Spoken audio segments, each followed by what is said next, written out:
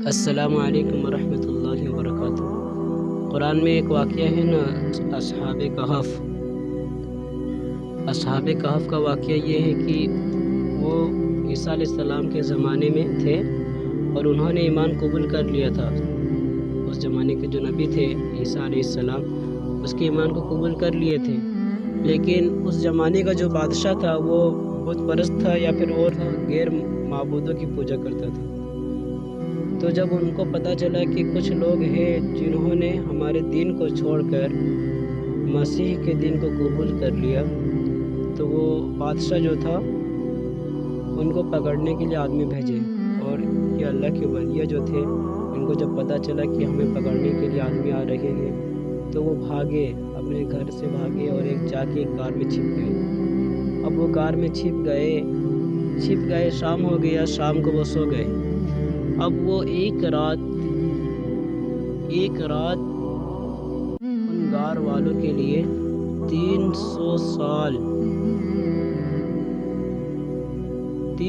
سال میں بدل دیے گئے، اور کتنے دن پتہ نہیں،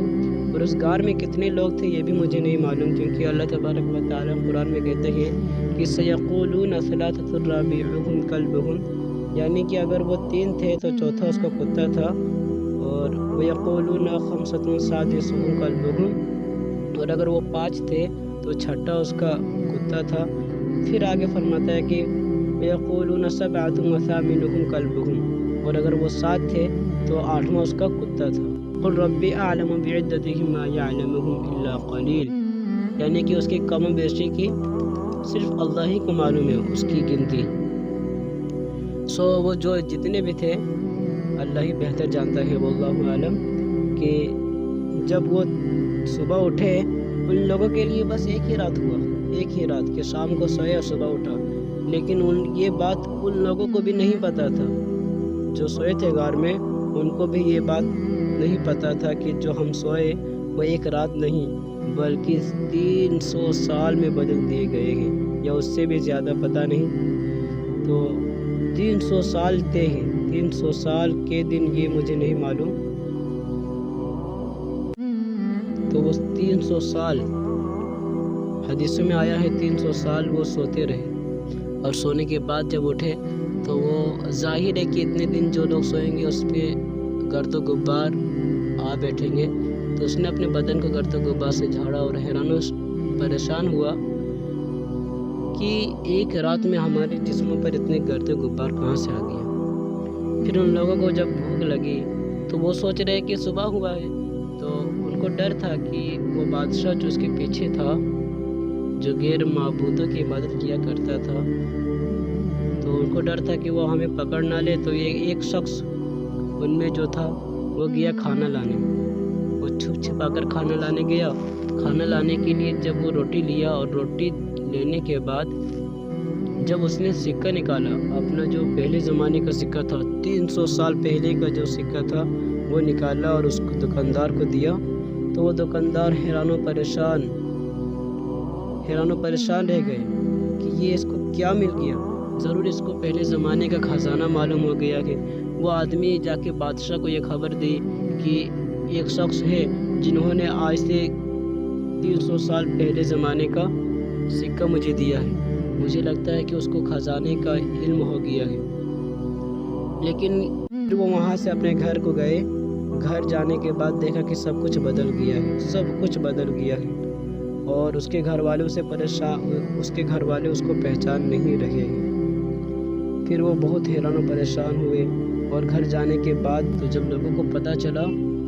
تو وہ لوگ دوڑے غار کی طرف دیکھنے کے لیے کہ یہ کیسے ہو سکتا ہے۔ سب حیران و پریشان ہو کر دوڑے غار کی طرف، دوڑتے وہ گئے غار کے پاس، تو وہاں پر جا کر دیکھا، اب جو غار میں جو لوگ تھے، جو ایک شخص کو بازار بھیجا تھا، وہ سب کچھ سمجھ گیا کہ ہمارا ایک رات 300 سال میں بدل دیا گیا ہے، اور یہ جو غار میں تھے ان لوگوں کو کچھ پتہ نہیں تھا، وہ گھبرا گئے کہ اتنے سارے لوگ کہاں سے آ رہے ہیں۔ تو وہ جو بازار گئے تھے وہ گئے ان لوگوں کو سمجھایا کہ دیکھو، ہم ایک رات نہیں، اللہ کا عظیم الشان قدرت ہے کہ ہمیں ہماری ایک رات کو اللہ تبارک و تعالیٰ نے 300 سال میں بدل دیا گیا ہے۔ 500 سال میں اللہ تبارک و تعالی نے بدل دیا۔ یہ بھی حیران تھے، غار والے بھی حیران تھے اور یہ بستی والے بھی حیران تھے کہ یہ کیسے ہو سکتا ہے، لیکن اللہ جو چاہتا ہے وہ سب کچھ ہو سکتا ہے۔ اللہ جو چاہتا ہے سب کچھ کر سکتا ہے۔ پھر کچھ لوگوں نے سوال اٹھایا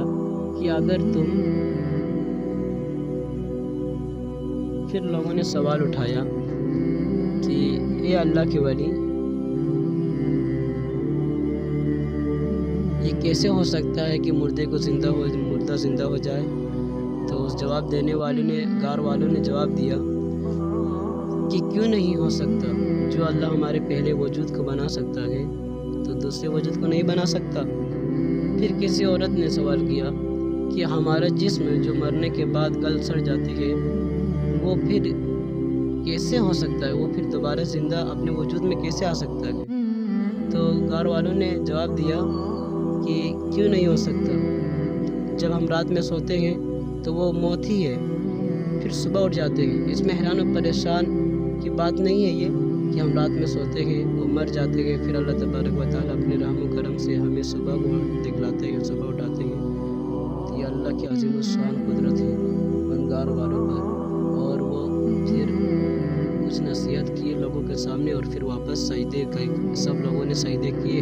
اور سجدے کی ہی حالت میں وہ انتقال کر گئے۔ وہ تھے معجزہ، عبرت کے لیے اللہ تبارک و تعالیٰ نے انہیں اٹھایا تھا،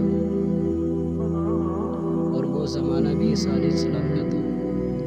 تو دیکھیے اللہ تبارک و تعالیٰ قرآن میں کہتے ہیں کہ قُلِ اللَّهُمَّ مَالِكَ الْمُلْكِ تُؤْتِي الْمُلْكَ مَن تَشَاءُ وَتَنزِعُ الْمُلْكَ مِمَّن تَشَاءُ وَتُعِزُّ مَن تَشَاءُ وَتُذِلُّ مَن تَشَاءُ بِيَدِكَ الْخَيْرُ إِنَّكَ عَلَى كُلِّ شَيْءٍ قَدِيرٌ تُولِجُ اللَّيْلَ فِي النَّهَارِ وَتُولِجُ النَّهَارَ فِي اللَّيْلِ وَتُخْرِجُ الْحَيَّ مِنَ الْمَيِّتِ وَتُخْرِجُ الْمَيِّتَ مِنَ الْحَيِّ۔ یعنی کہ اللہ تبارک و تعالیٰ کہتے ہیں کہ کہہ دو ان لوگوں کو کہ وہی بادشاہ کو چاہے تو فقیر بنا دے اور وہی فقیر کو چاہے تو بادشاہ بنا دے۔